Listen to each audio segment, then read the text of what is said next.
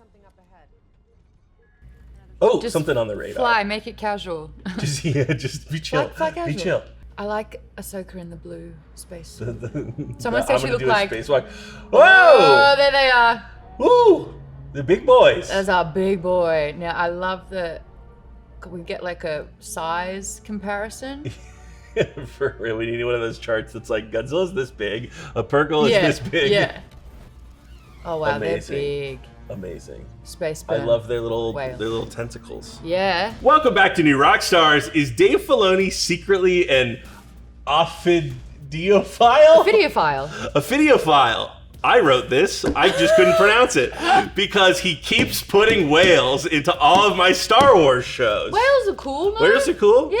But I'm not like Dave, You're not where a I'm like, videophile? I'm gonna put another whale in there. They represent something. A videophile. They are representative of something.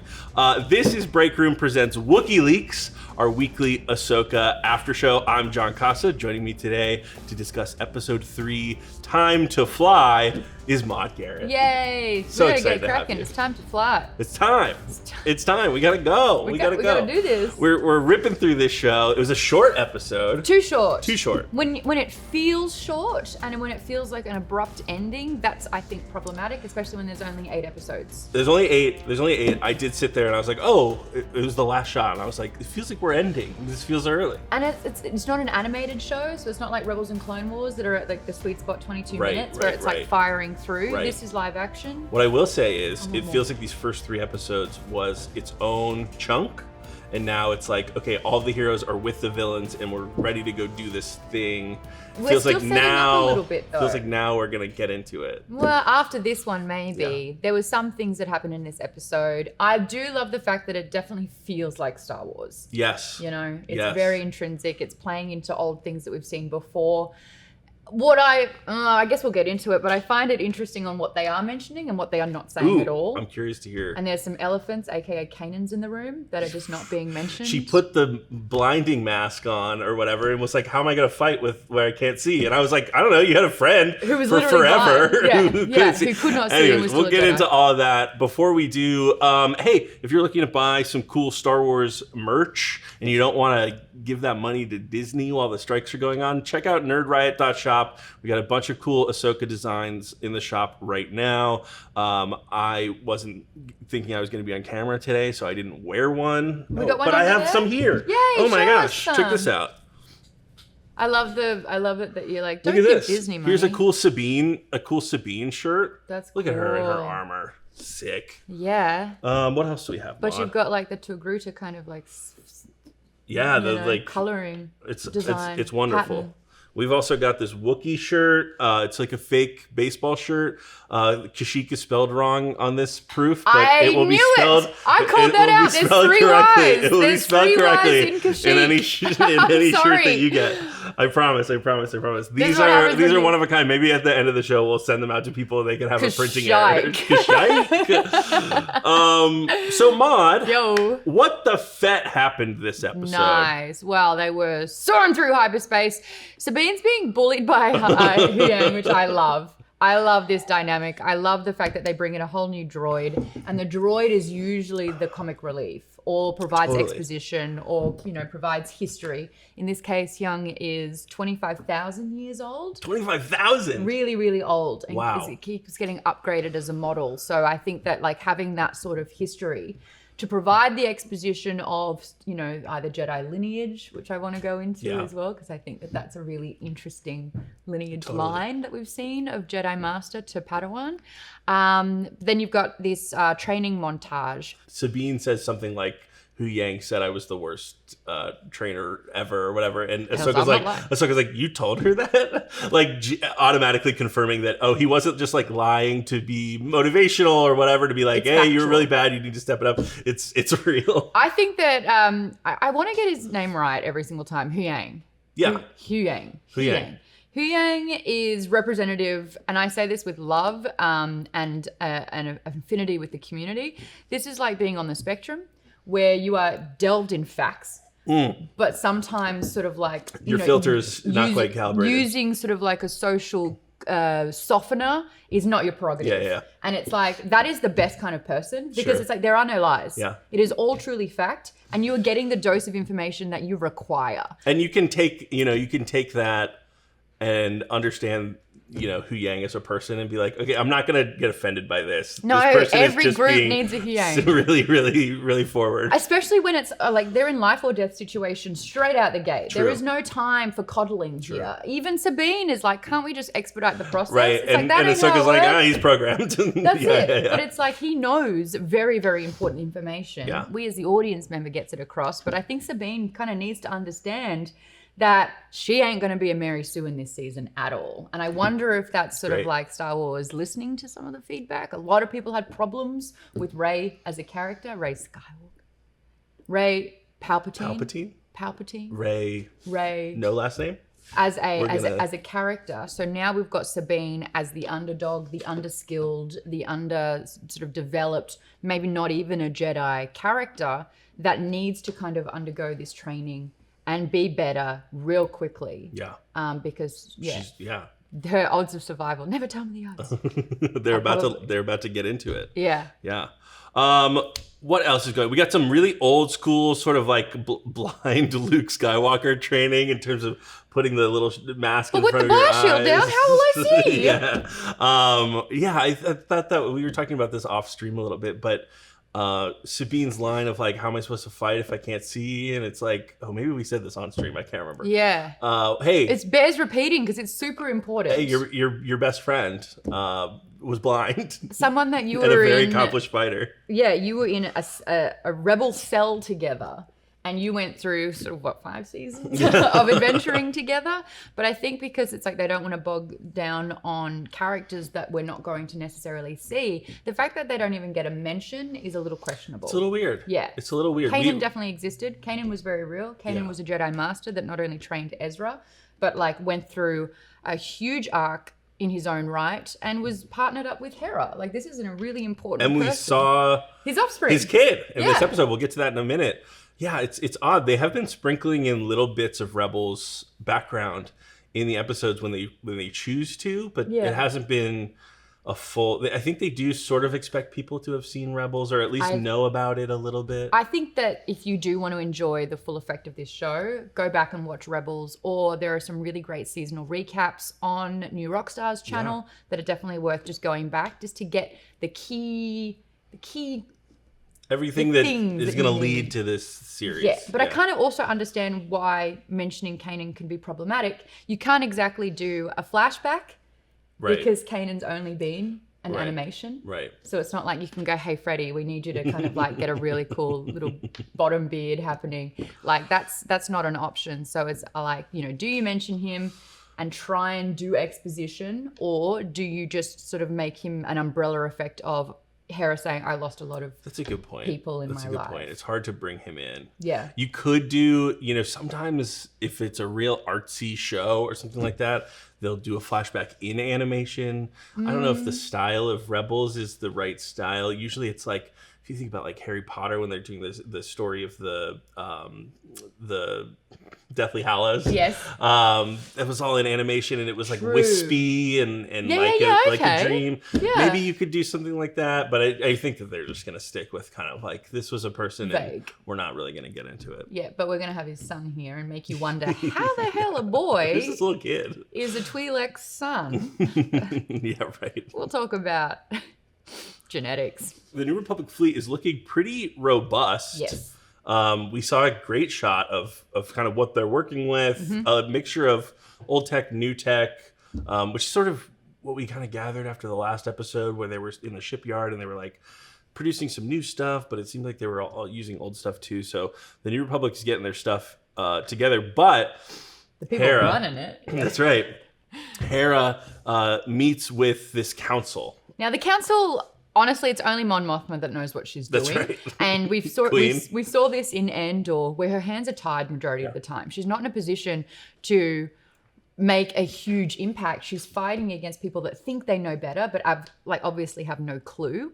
What I like about this is that one of the chancellors, Zeolon, is from the Resistance. So it's a name that's been mentioned before. It's his son that played more of a role. So he was only ever been mentioned, but it's really cool that Dave Filoni is bringing in characters that exist in the canon and bringing them to life. It's just a shame that every time he speaks, you're like, shh. Please. You make no sense. Stop talking.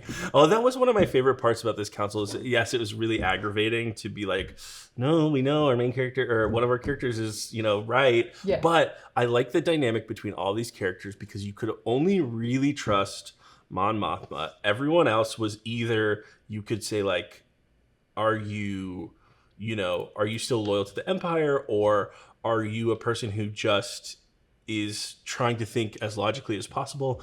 And this Thrawn stuff kind of sounds like, I don't know. He's right. Like, is this whole Thrawn thing just a ploy so that we give you more resources to look for your friend? Like, I understand that position. Yeah. Even though from our perspective, we're like, well, no. Yeah. Thrawn is real. He's out there. But I like that dynamic. Like when you acknowledge that the problem exists, then the problem becomes real. Sure. And I think that like they felt like they dealt with it in a way that, they can go, nope, we took care of it. You may have lost a friend in the process, but, the lesser of two evils is that Thrawn has been completely sort of, banished. We haven't heard from him. No. There's it's like been no whispers in our realm. Yeah. Yeah, because big picture is rebuilding this new republic. And I think that...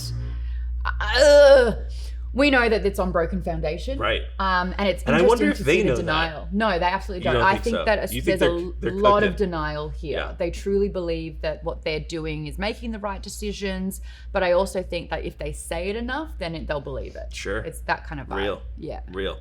And I love that Hera's being sassy AF. Like Hera's coming in there and she's just like, oh, sweeties, I know that, this is a professional environment. I actually don't even want to talk about this hollow council meeting. I love that they were all holograms and then they asked her to physically leave. It's like, just mute her. Just zip her out. And also, like, if they're all buzzing in, how do they know where they're standing? Yeah, they I don't know. I don't know how that works. How does that work? I'm applying logic to this when I need to have a healthy dose of, it's just technology. But still, make it make sense. Well, they deny Hera's request for support. They say, you're crazy. We don't believe women. Your eye color is just like really jarring. The green to look is off-putting today. We're not interested. We also noticed your booty. I don't even know if that's real. When we asked you to leave, it was a test. Sorry, I shouldn't say that. That's Ewan McGregor's wife, and I'd like to be respectful. All respect to them and their relationship. And speaking of Hera's husband, not really. We meet Jason Sandula, her son, with Kanan. He's there. He wants to be a little Jedi. Yes. He gets kind of brushed off and is told to like go hang out with Chopper. It's so weird. I know. And okay, a couple of things with this. Chopper is the world's worst babysitter in the world. Terrible. This is a murder bot. I think he had an F-bomb in the last episode. It was like in Dave Filoni robot speak, but like I think if you listened, he was like, what the fuck, or something like that. Really? Yeah, so I don't know if I want him by kids. Chopper's not your usual droid. Yeah. He's definitely begged for forgiveness instead of asking. He's got an edge. Yeah. There's blood on his claws, little metal claws. But a little bit of info about Jason. It's a very interesting choice of name here. Yeah. The original Jason in the expanded universe, aka Legends, Leia and Han's son. I think they had 2 kids, and the son was called Jason. Wait, they had Jason and Anakin. No. Yeah.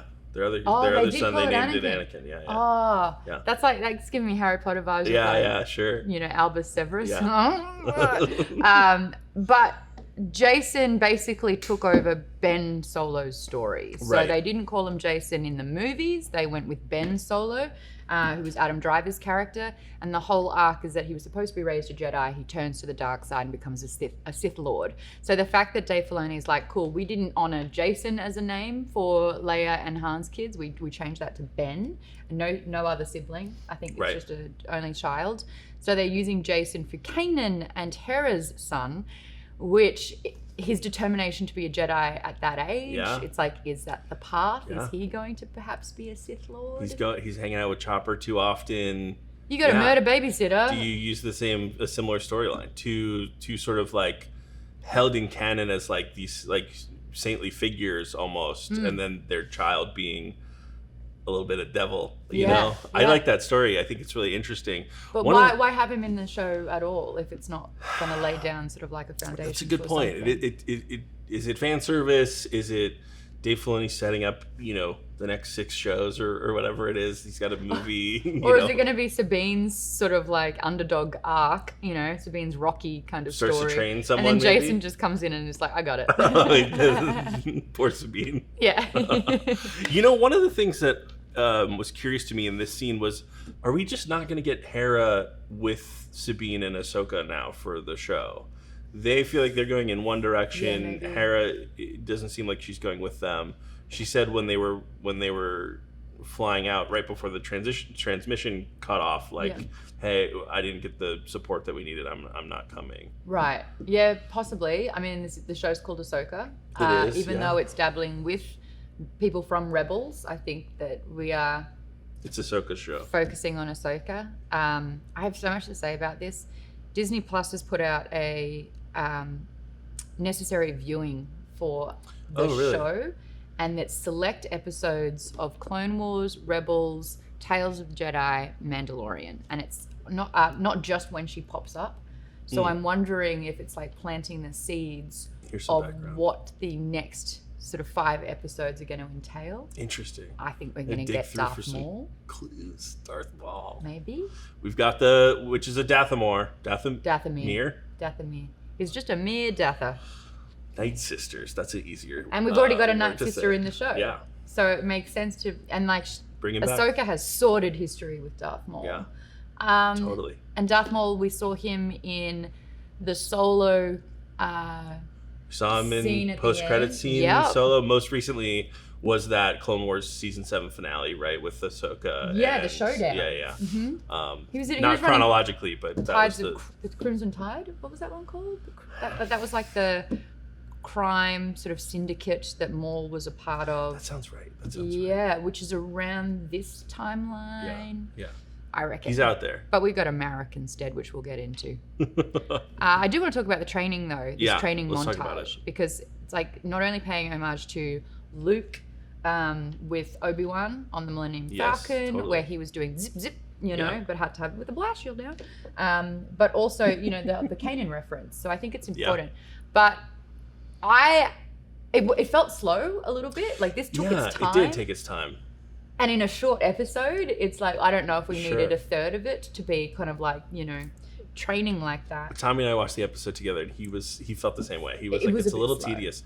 I really liked it, only because I feel like we haven't really gotten a training montage from Star Wars in a while. And I think it's really important because usually training happens to Jedi when they're really young. Sure, Like yeah. this would be sort of like toddler or a Right, 4-year-old. Sabine walked away from her training and didn't complete it, and now she's an Ahsoka adult. didn't really complete right? her training True, either. She true. left the Jedi Order as well. So I think it's really important that it usually starts with tapping into the Force by, you know, shutting your eyes and trying to adapt to your surroundings, which Kanan had to do as a Jedi. I mean, he obviously had his training through the Jedi Order, but when he lost his vision, he had to sort of like no longer count on sight Right. at all. So you had that training montage.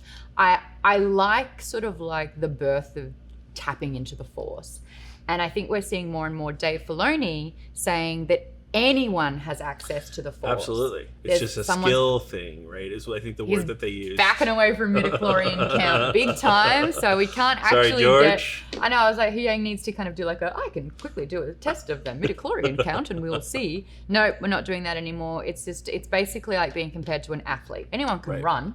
Right. Well, actually, that's not true, but you know what I mean. The majority Sure. of people have the ability to sort of run, but whether you can run incredibly fast is the difference. And so your Jedi Master is your coach. And I like that. That's a great analogy, because being an Olympic runner, right, is not just pure what you're born with. Exactly. Right? It requires a ton lot of of training. training. Exactly. But also, it also helps to have the genetics of being like very tall, having long legs, being able to, you know, run fast. Sure. It's a great analogy. So you do need sort of like that heightened skill to be able to want to train because you'll get results. So we're kind of seeing that, but we're also not knowing if Sabine even has any of her if she's tapped into the Force at all. She couldn't move a cup. Couldn't move Feels the like cup. the most basic kind of... And we were all waiting for it to move. It was like, is it going to shake a little bit? Right. And I actually love the fact that it's like, nope.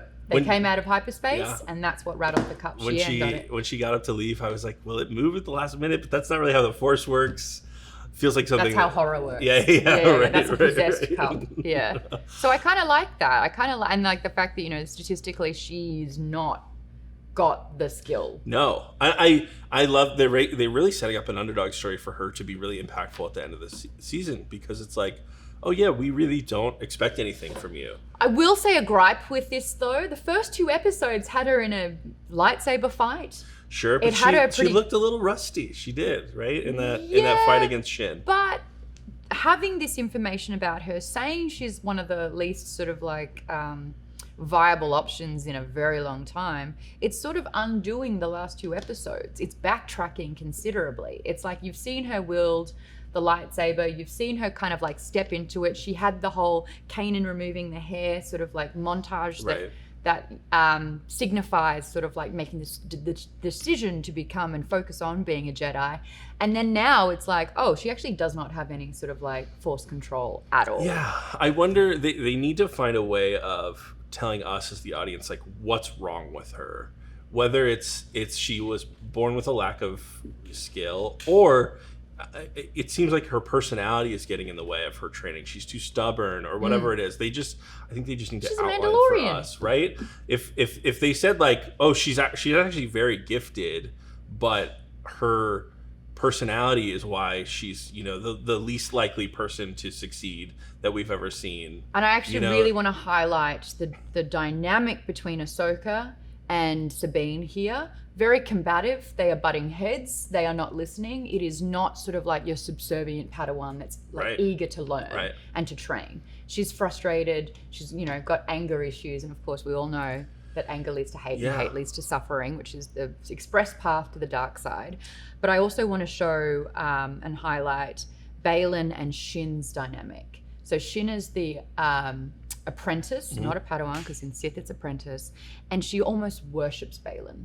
She's like, I will do thy bidding. Yeah. And so there's such sort of like subservience there. It is, you know, such discipline, stoicism. She is not talking back. He's assigning her to do stuff she doesn't even want to do. No complaints there.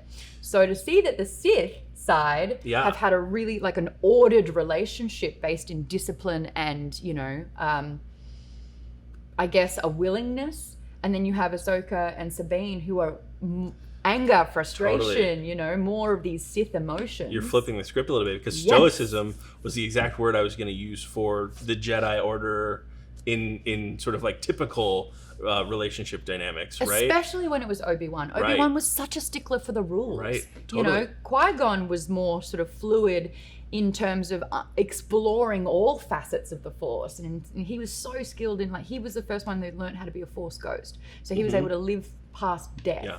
And then Obi-Wan was like, no. And if you see this gorgeous talk from Dave Filoni, it's the round tables. I think you can find it on Disney Plus. I think it was for The Mandalorian. They had all the directors talking in a round table. And it was Dave Filoni that said, if it wasn't Obi-Wan who trained Anakin, with, you know, he might have been playing by the rules, you can't do this, you must follow the rules. There was no leniency, and it was Anakin rebelling against this structure the whole time. It was Qui-Gon that had a more nurturing nature. Should Maul have not killed Qui-Gon and Anakin be trained by Qui-Gon instead of Obi-Wan, there would have been completely different results in that. And I was like, wow! Yeah, and there's so much truth to that too, right? Like, parents who are very strict toward their kids are often, those are the kids that are like sneaking out, opening a window, getting out, going out with friends. Yeah, totally. That's a really great point from Dave.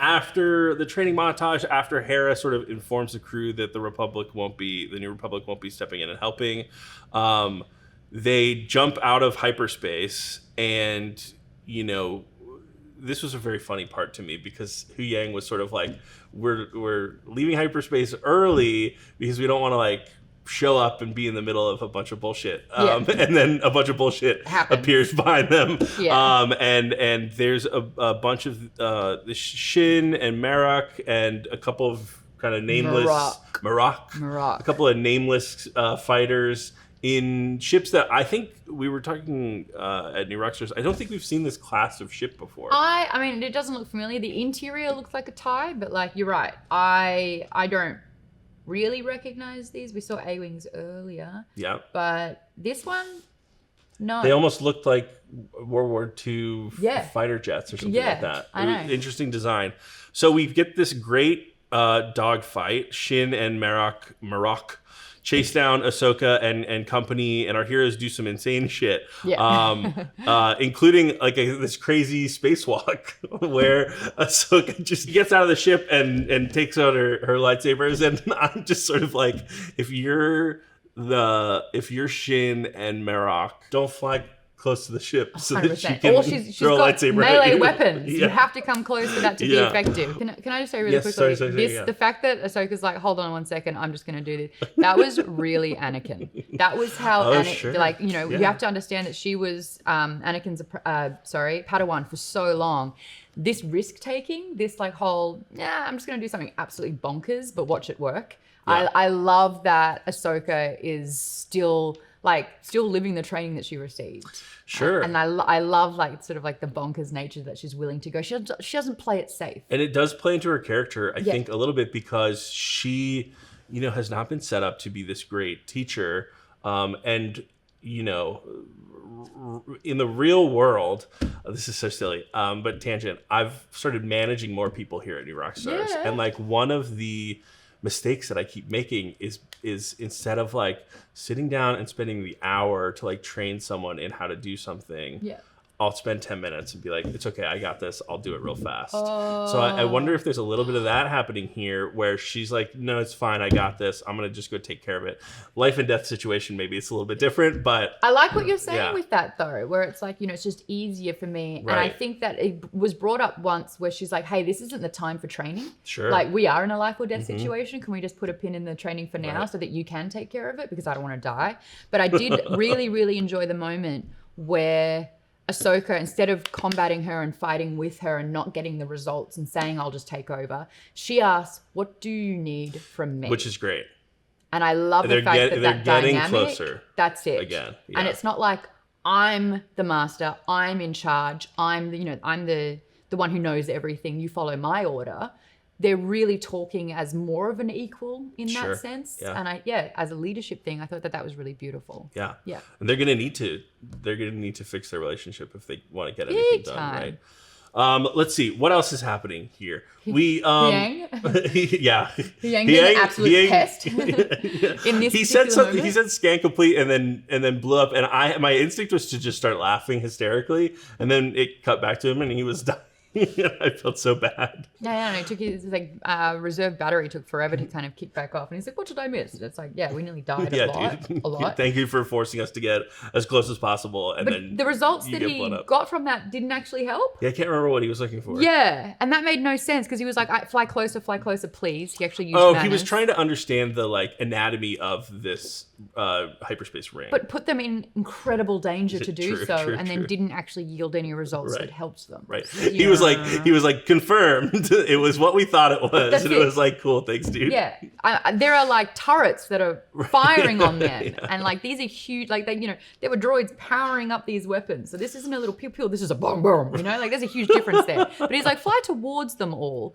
You're like, fly toward the guns. Yeah, that's a great strategy. So to avoid the guns, Sabine flies the ship into the planet's atmosphere, where we get our PURRGIL. Yeah. Now, not PURRGILs. Not PURRGILs. This is a thing. It's a same word for a plural. Yeah. Like moose. So let's break down where we've seen some of these PURRGIL before. Yeah. Rebels. Specifically in Rebels, when Thrawn and Ezra are, Thrawn sort of has Ezra in captivity. It's not the right word, but in his hands, right? Yeah. And the PURRGILs kind of come in, they bust through the ship, it seems like they were going to kill Thrawn and Ezra, basically. And I think that's why everyone sort of assumes they're dead. They get attacked by these giant whale squids. Yeah, but I don't know if they're hostile creatures. It doesn't seem that way. I think they were in their migration path. And they just grab Thrawn.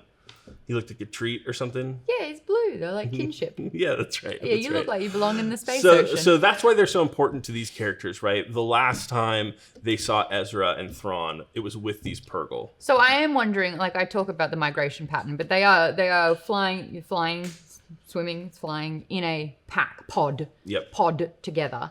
Is this indicating that they are within vicinity of where we last saw Ezra and Thrawn? Or is it's hard to know. Is this kind of like discreetly or obviously bringing us back on sort of like, hey, the focus is Thrawn? Well, I think when you say migration patterns, I'm wondering if, they drew that line between the galaxies and said, like, we're here, that's where Thrawn is. You say migration patterns. I wonder if that just happens to be the Follow the PURRGIL migration pattern, and like this is they go from galaxy to galaxy regularly, and so the PURRGIL is maybe a sign that it's they're on the right track or whatever it is. Okay. Yeah.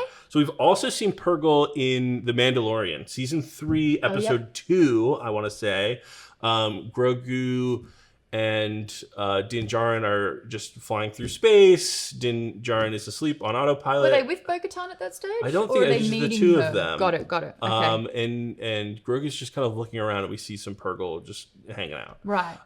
Then I want to say in the opening of the Ahsoka title sequence, no. When they reveal the map, the big map, there are some little glyphs of what look like PURRGIL on the map. I'm thinking migration pattern. Yeah, I think that makes a lot of sense.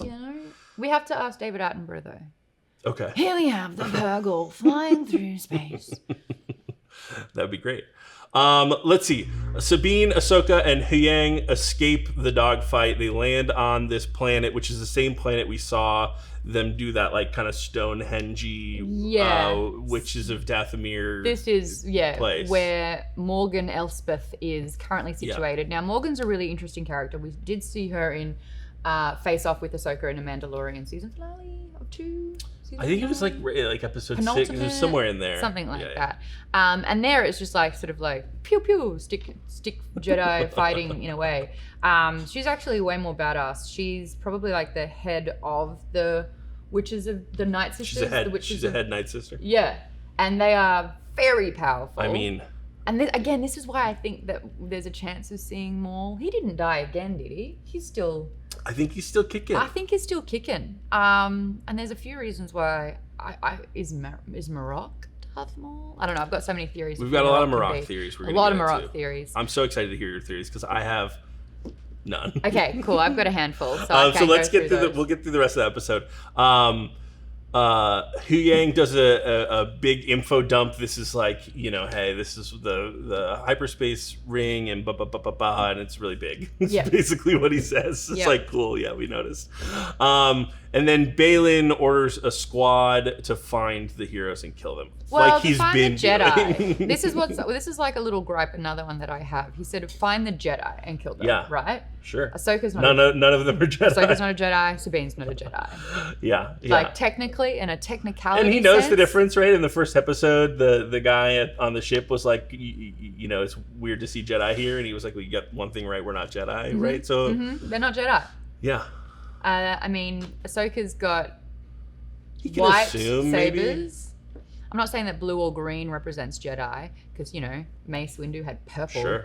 But they're also not really Sith. They're mercenaries. Right. It doesn't seem like they're Sith. They don't have red lightsabers either. We maybe spend 45 minutes.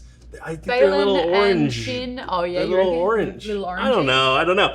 We get into kyber crystals. Who had orange? I believe it was. Oh come on, one of my favorite Night Sisters. What's her name? Asajj Ventress. She had orange, I believe. So maybe that's their relationship with the Night Sisters. That is.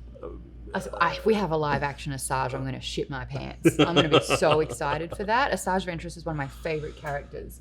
She's another one that's flipped between. She kind of was a Sith, and she was on a direct path to become a Sith Lord. She was raised. Dooku was her master, and she was the apprentice. Hence, they both have the curved hilt of their sabers, and they're dual wielding. So, I think Dooku had one. She had 2. You get your wish. We're getting all these kind of like tertiary characters, and these are all Dave Filoni's sort of like superstars from Clone Right. Wars. Right. You know, that he brought back Thrawn. Thrawn think was a it feels like legend we'll that see he him. was like, nope, Right? this is a good That's character. right. He's technically bringing back Jason, but with different parents. So I think we've got the possibility of Asajj Ventress, Maul, a lot of things, especially because we've got the Night Sisters, the Witches of Dathomir in there, and that supports. But I mean, I'm just trying to think in the timeline. Asajj Ventress obviously no longer has Dooku as the master. She went off and she's a mercenary for hire as well. She was a bounty hunter for a long time. She fell in love with Quinlan Voss, who was a Jedi master, but he was a little bit more fluid. Do we see Quinlan in Obi-Wan or just mentioned maybe? He has shown up. I think it was in a Clone War episode, or I think it was like a background. He was definitely live in action. animation. Yeah. I think referred to in Obi-Wan. But Quinlan, like they had a great book that is canon, and it was Asajj and Quinlan teaming up. And it was like Quinlan struggling to not go to the dark side, and Asajj kind of learning about how to be a bit better. So it's like they were learning from each other. I love it was that. really cute, and they fell in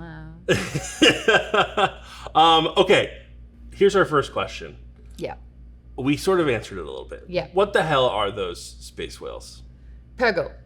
PURRGIL. Yeah. Semi-sentient space whale creatures. They live deep in deep space. They travel between star systems. Their ability to find their way enabled individuals to develop hyperdrive technology. So that's really fascinating. They were the origin of hyperdrive tech.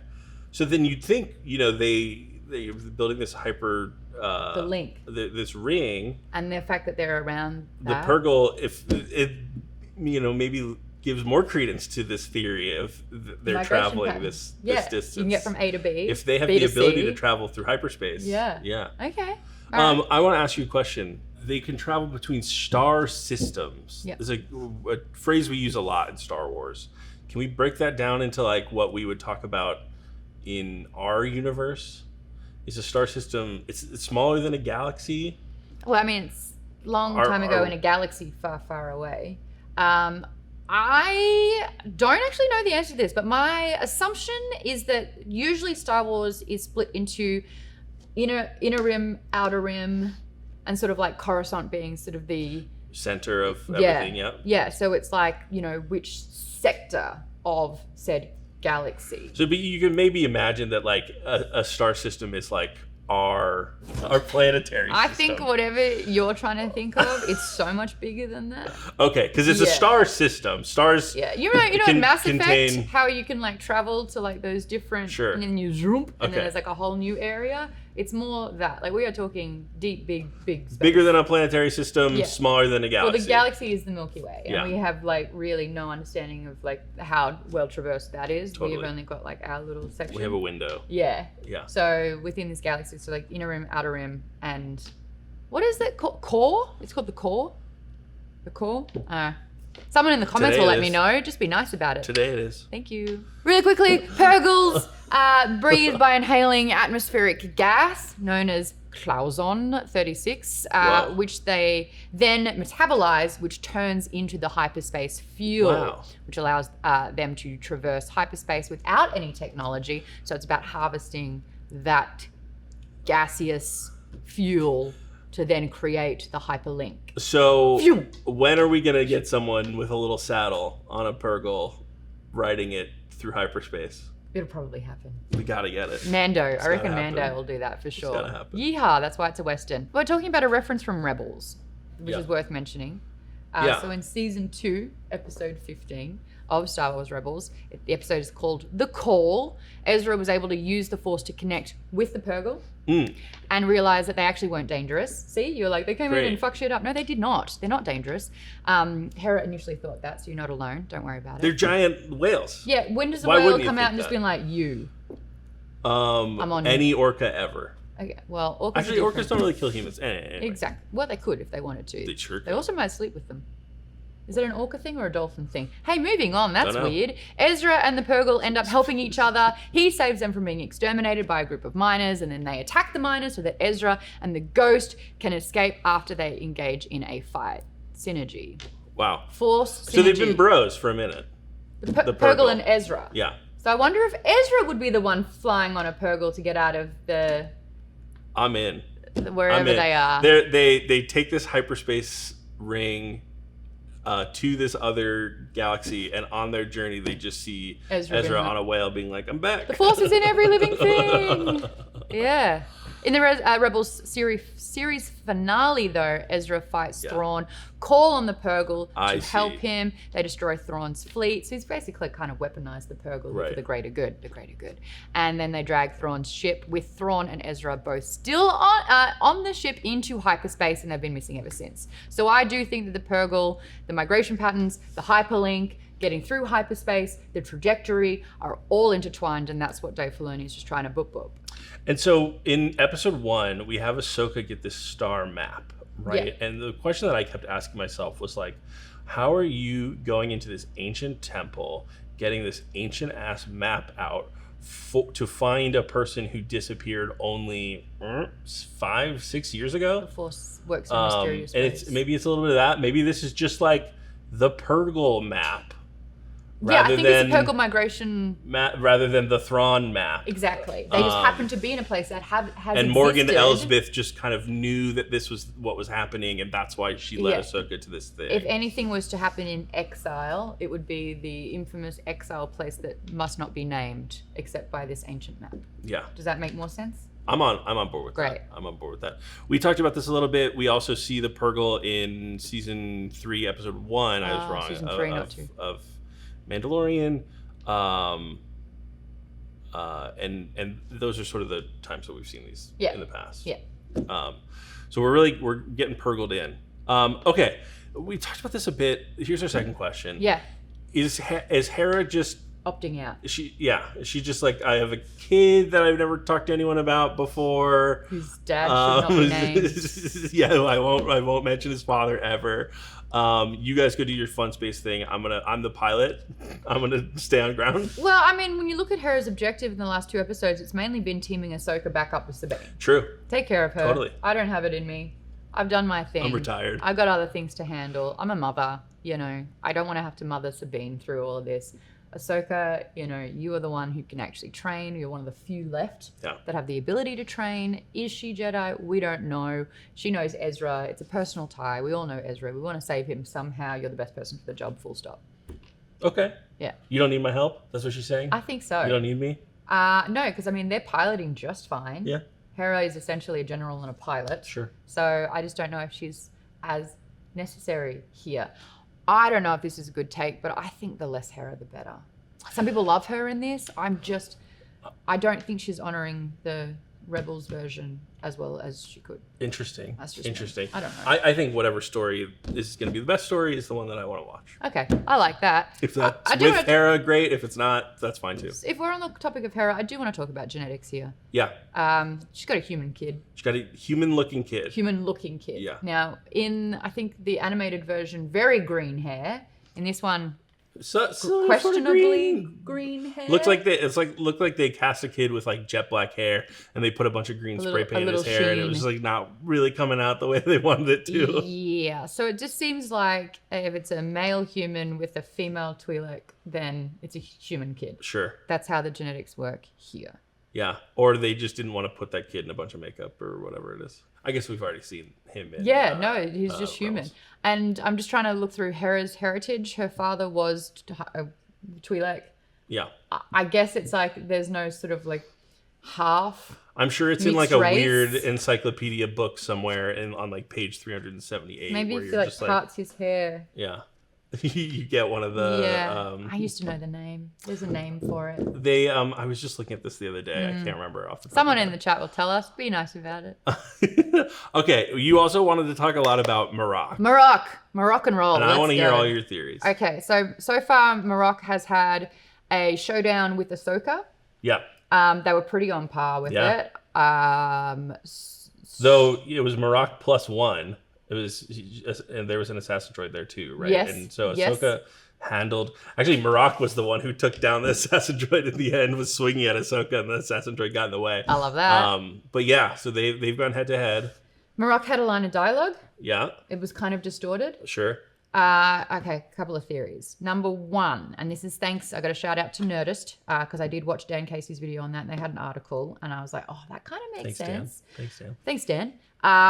Their suggestion was going back to Clone Wars. Ahsoka, her best friend in the Jedi Order when they were doing the training was someone called Barriss Ophi. Now, I remember that as barista coffee. Barriss Ophi or Ophi was in the Jedi Order, and the reason why Ahsoka was first exiled and then didn't want to come back into the Jedi Order was because of Barriss. Is that right? Yes. So Barriss, I keep saying Barriss, but it's Barriss, kind of was saying that the Jedi Order was more harm than good. They were saying, where's the lie? Might have been right. But as an extremist, decided to bomb the Jedi Temple. So that's not the way to go about it. And right. it did kill Jedi, and it killed a lot of mechanics, and there was a full-on investigation into this. Barriss frames Ahsoka.